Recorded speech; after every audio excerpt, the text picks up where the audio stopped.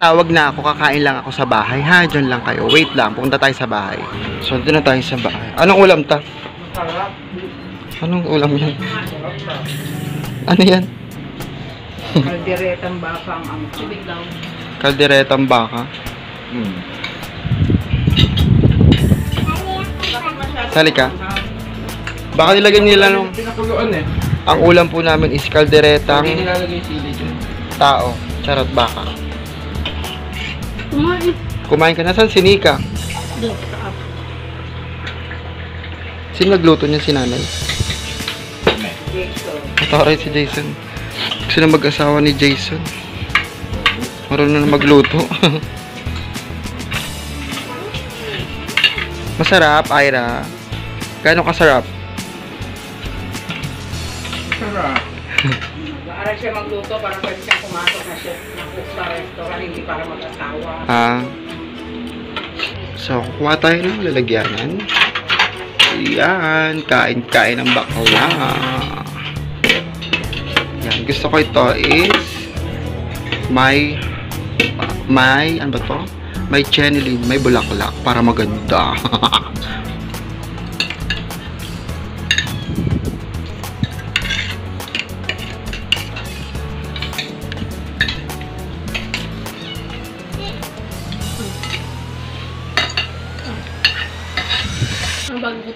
Kuluan nyo kanina.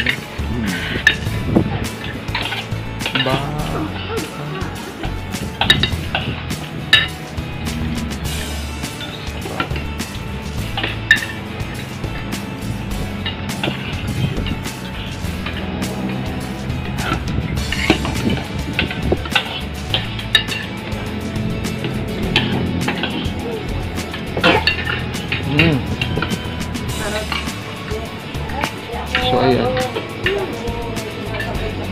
So ayan guys, nakakuha na tayo ng pagkain, no?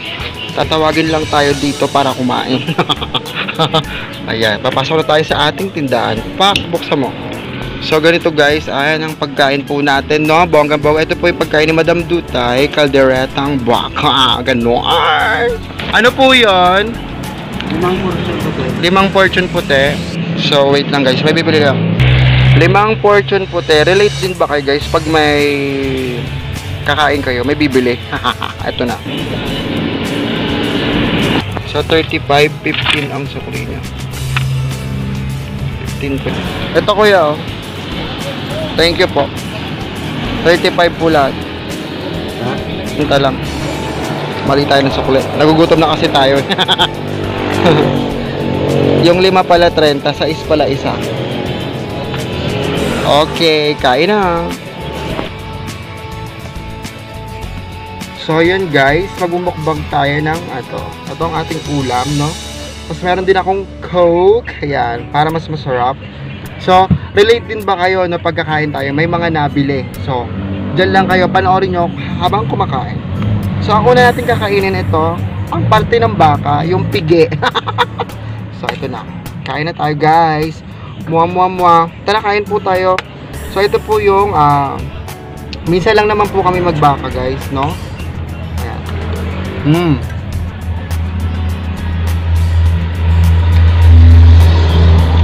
Yung nararamdaman mo yung lasa ng baka, tapos nung sauce, nagmimix po yung lasa niya. Ang sarap po talaga guys, no? Ang nagluto po nito, pinsan ko. Yung kanina yung lalaki. Ayan.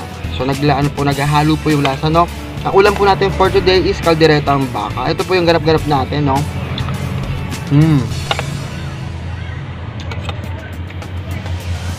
Comment down below guys kung ano ba yung luto ng baka na gustong-gusto nyo, no? Ang sarap guys, no? Mapapadami yung kain na natin. Tara, kain lang tayo. So kayo guys, ano po yung pagkain nyo ngayon? Ano po ba luto ng baka ang gusto nyo?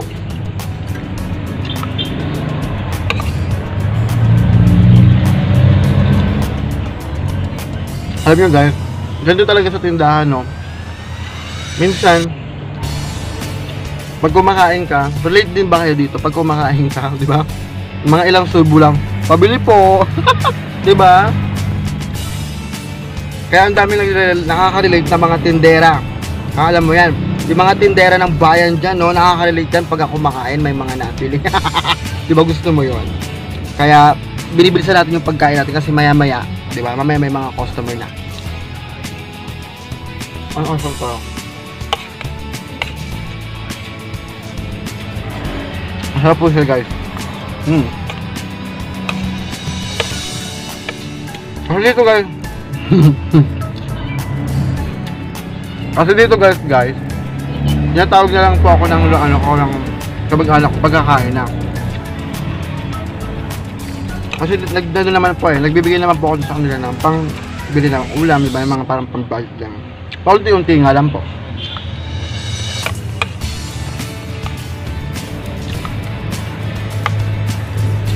Masarap nila po, guys. Panalo yung lasa.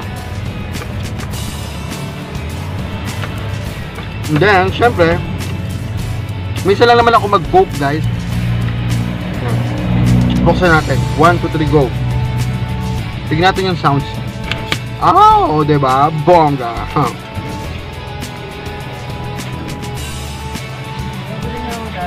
Ano yun? Ilan? Ilan? Apat? 23. Oo. Oo. Bubukas na naman siya. Dami mong alam. Suday, puro kayaya. Wala ka naman dito. Tulog. Tulog. Hindi ako tulog. Tulog. So ayun guys, diba? May bumili.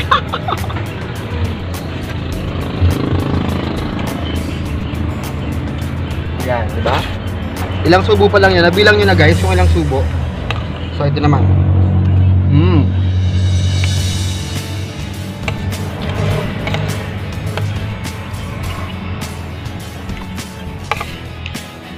Gusto ko din sa baka guys, alam nyo ba? Yung bulalo. Masarap sa baka yung bulalo. Just mainit mo i-serve na ako, napakasarap na.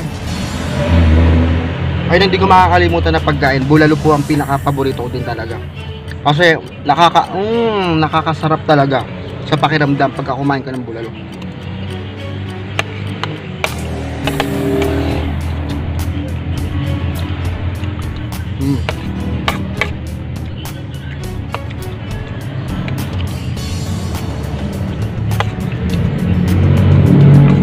Kain po kayo guys ha.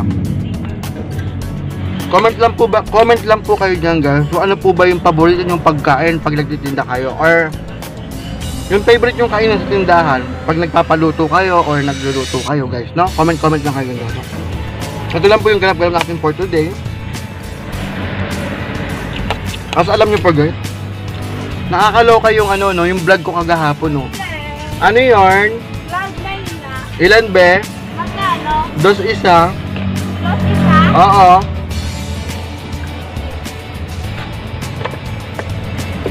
Ay! Nahulog na. Lima.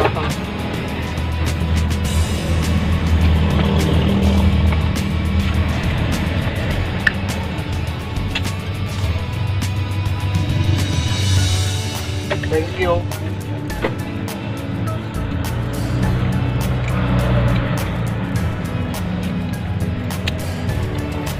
So yung kahapon nga yung vlog ko kumakakot siya ng views ngayon.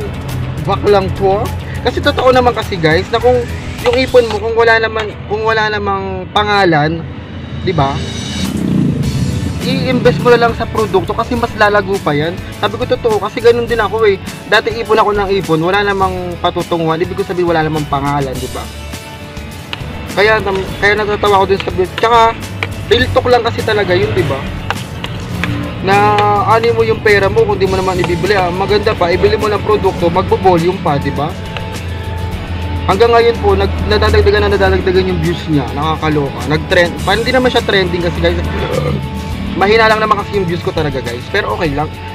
Hindi ko naman habol yung views talaga eh. Sa totoo lang, hindi ko habol yung views. Ang habol ko, may matutunan kayo. Ayun. Kasi yung learnings yun eh, tsaka kasi tulong sa iyo yun, tulong po sa inyo yun mga kababayan ko, mga katindera ko, tulong po sa inyo yun.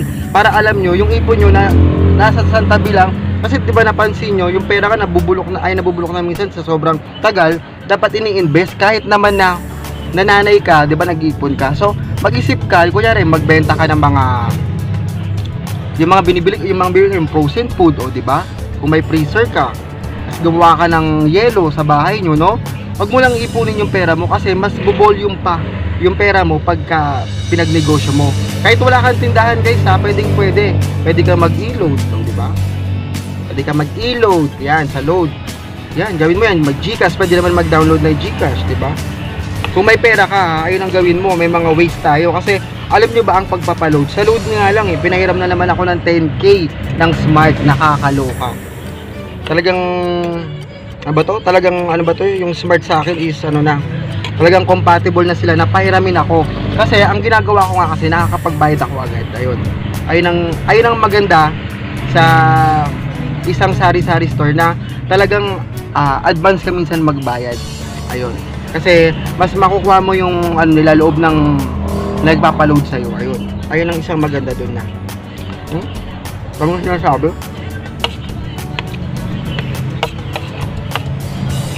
Ayun nga, guys, no? Hindi ko na po inaangad yung views na yan, guys, no? Ang hahangarin ko na lang sa inyo, guys, is yung meron kayong lesson na matutunan sa akin kahit papano, diba? Kasi gusto ko din talaga, promise, gusto ko talaga na kayo din. Kasi kaya ko na siyang i-handle yung sari-sari store ko Kasi sa kakapanood ko lang ng about sa business, ako, parang yung utak ko nasasanay na. Ayun po yung ano ko. Kasi tsaka alam nyo ba, lalo na pag ikaw bago ka pa lang sa sari-sari store, totoo to dapat mahilig ka manood na mga about sa business, vlogging, ayan, para mayroon kang idea. Ayun ang sikreto. Kasi nung una talaga wala akong kaalam-alam sa mga ganyan-ganyan, pero nung pinag-aralan ko, guys, naku, ang laki pala lang kikitain mo sa sari-sari store. Nakakaloka. Lalo na pag hindi ka magastos. Masaya. And then lalo na dapat ilista mo lahat ng expense mo. Ito, yung ginawa ko, nakalista to. Naka-ready na yan. Diba? Masarap, guys. Basta yun ang turo ko sa inyo, guys, ha. Kung may sabi-sabi kayo na pondo na hindi nyo naman kailangan at wala pang due date, bilhin nyo muna ng produkto. Diba? Kasi may mga due date naman talaga yung natin, mga bayarin natin. Ito lang. May due date yung mga bayarin natin, guys. Kaya hindi ka wag ka mangangamba. At ito pa, kasi ikaw ang makakaalam ng kung ano yung mga fast moving sa tindahan mo. Pag masid-masid ka kung ano yung mabilis sa'yo. So ako talaga nag-focus ako sa sigarilyo tsaka alak. Kasi ayun nakikita ko yung yung pera ko dun talaga siya tutubo ng tutubo.